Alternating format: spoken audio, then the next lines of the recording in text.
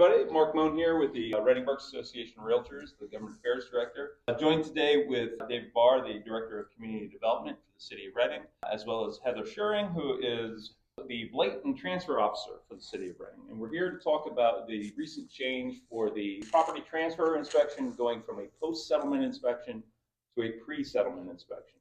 So I really appreciate both of you taking some time out of your day to give us a little bit more background into what the inspection process is like, why we got to this point, and then some of the ins and outs of the whole process itself. So let's get into what we have for the questions. So again, our purpose today is to discuss the recent change to Reading's property transfer inspection process. As hopefully you all know by now, as of January 1st, 2026, all properties of transfer ownership are subject to a pre-settlement property inspection instead of the post-settlement inspection that had been in place for some time. To cover the basics, what is the purpose of the property transfer inspection? Well, thank you, Mark. As you said, it is a change, but we're really changing back to the way things used to work here in the city. We used to do pre-sale inspections. We went to post-sale inspections basically because of the reduction in staffing we had during Act 47. We simply couldn't keep up with the workload that the pre-sale inspection required. So we went to post-sale inspections, and we found that it tended to create a situation in which buyers, particularly at tax sales and other kinds of things, would purchase properties without a full understanding of their condition. The purpose of these pre-sale inspections is really to assure the health and safety of our properties. When people buy properties without understanding the code violations, they often get in situations where they would perhaps not be able to afford to do the fixes. They'd leave the property vacant. That leads to blight. We also find that oftentimes people buy property that may have been converted to a multifamily house, for example, that didn't follow the zoning process. So they learn later that they don't have a legally authorized apartment house, so that sometimes runs into problems as well for them. So we're trying to rectify that, go back to the way we used to do that. We're fully staffed now in property maintenance. We are keeping up with the workload, we think, and so we think this is a good thing for the city of Reading. Great, and certainly, our members on a whole are looking forward to having, seeing improving the quality of properties throughout the entire city. Not only improves things for the city itself, but certainly for all the residents and all the visitors that come to Reading, and it's just a good thing all around. Though, better quality properties, not necessarily a bad thing. So the inspection process is initiated through the certificate of transfer application. Could you explain how that inspection can be requested? So up until earlier this week, there were two separate forms, the certificate of transfer application and the property sale inspection application.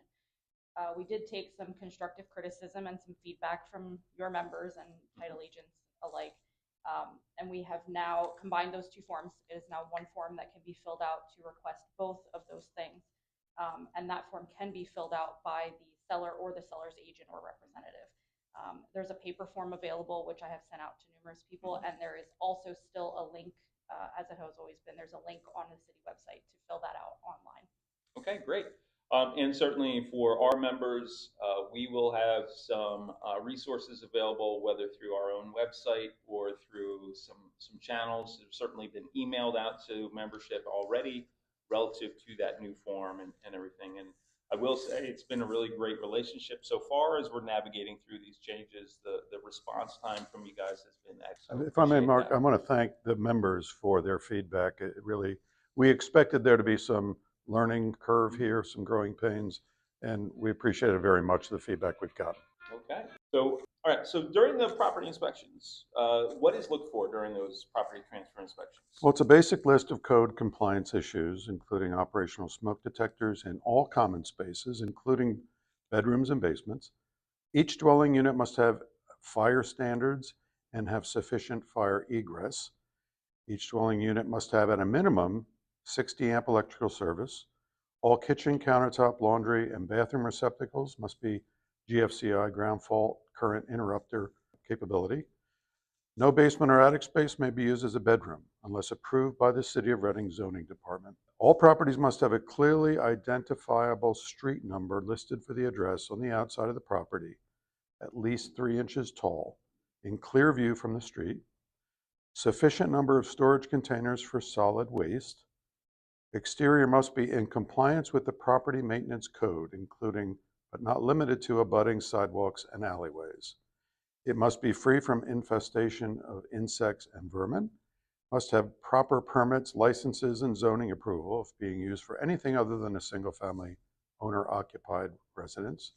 And finally, the foundation walls need to be maintained plumb and free from cracks and breaks. So how does this inspection differ from an inspection for a rental permit or a quality of life or health and safety inspection? So quality of life inspections are looking more so mainly for outdoor health safety violations. So your high grass and weeds, trash all over the property, failure to remove snow and ice after a storm.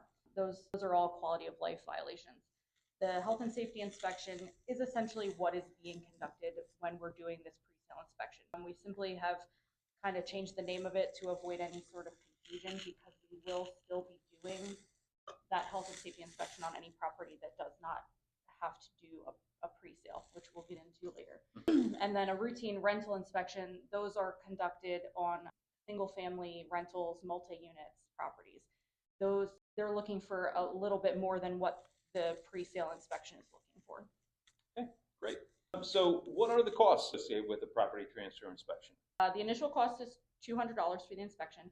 Any property that is a vacant parcel of land, meaning there's no structure, that fee is cut in half to $100. And then that inspection fee for either of those instances does include one re-inspection. So if we would find violations and we have to come back out, we're not going to charge for that second attempt. Okay, great. So that leads really well into the next question. So is property transfer inspection just for residential properties, or are commercial and multifamily properties subject to it as well? And if they are, do they differ, from single family residential? Mark, all residential, mixed use, and commercial properties are subject to the pre-sale inspection. The only difference for a commercial property would be that we would engage our fire marshal in that process. That's it. Okay, very good. So, and you alluded to this earlier, so in the past, prior to your time in this role, our members experienced many difficulties with the post-settlement transfer inspection, from lack of staffing to complete the inspections, inconsistencies with one inspection to another, challenges with setting up and scheduling the inspections and re-inspections, and so forth. What has changed with the new process, and what assurances can you give to our members and potential property owners? So the new process, I essentially handle this entire process myself. So I do all of the scheduling, all of the forms that get submitted come directly to me. So there's nobody else where there could be errors made. It's just me. We have currently one inspector who is doing these inspections, and that's to avoid potential inconsistencies with what is being found. So far, we've had no issue keeping up with the number of requests that we have gotten. I believe we've done 78. We've scheduled 78 of them so far this year since we started this. I am not personally aware of any issues with the prior way we did it. Post-sale inspections were always scheduled off of deed transfer. So we would automatically schedule those inspections once we received notice that the deed had transferred. So since our members are realtors, they often act on behalf of their sellers when dealing with municipalities. What is a realtor's role acting as a seller's representative for the property inspection transfer process? So the realtor's role, essentially, they can pretty much do the whole process. Previously, we had requested that the seller request the inspection. We needed their consent. But again, after some feedback from realtors and people, we have decided that the owner of the property is giving that person permission to do that. So now that form can be submitted by the seller or the seller's agent representative. The seller also can be the one in attendance for the inspection. They can basically handle all of it. Okay, great. And how does this process differ for properties that are sold through share sales, tax foreclosures, bank sales, that kind of? So the share of the tax sales, the upset sales, those are going to be exempt from this. They will still have post-sale inspections, how we did them previously. So they will still be inspected. It will just be after the sale. The same will be true for any properties that are conveyances on the deed. So if it's between spouses, between parents and children, those will still all be handled post-settlement the way they were previously. Okay, so here's one that, again, with the intended goal of making sure that buyers have a full understanding of what they're purchasing. Can a seller request a property transfer inspection when they list the property to sell, so that they can communicate any of those known issues to a buyer up front when marketing the property? The certificate of transfer and property sale inspection can be requested at any point within the sale process, as long as it is requested at least 30 days prior to settlement. So just real fast, or something I wanted to add to that because I missed it on one of the last questions. So we would request that it's 30 days prior to the sale of the property. If it is not, if we receive it 15 or less days, there will be rush fees associated with the certificate of transfer and the inspection. So it's an extra $25 for the certificate of transfer being under a rush, and then an extra $50 for the inspection.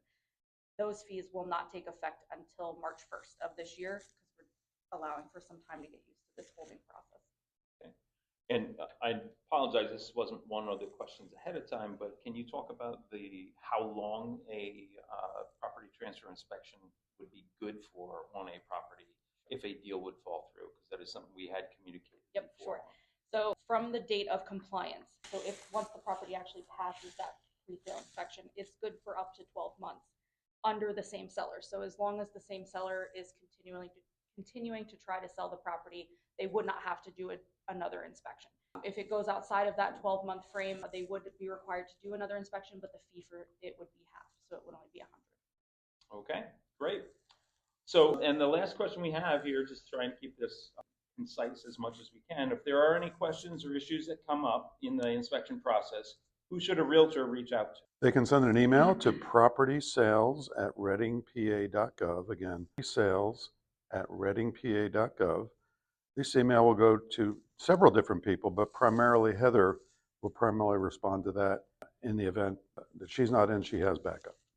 Well, again, I'm sure that as things continue to progress, there's going to be some stuff that will come up, as always does in life. So certainly, personally, on behalf of the Reading-Berks Association of Realtors, I have valued the relationship we've been able to build over the last several months here, a year plus, as we're working towards this common goal of just making sure that Reading's properties are improving, and life in general for everybody in Reading is just better and better every day. So appreciate your time today and look forward to continuing to work with you guys. Mark, and I want to thank you for helping us get the word out in previous events and also this one today. Thank you.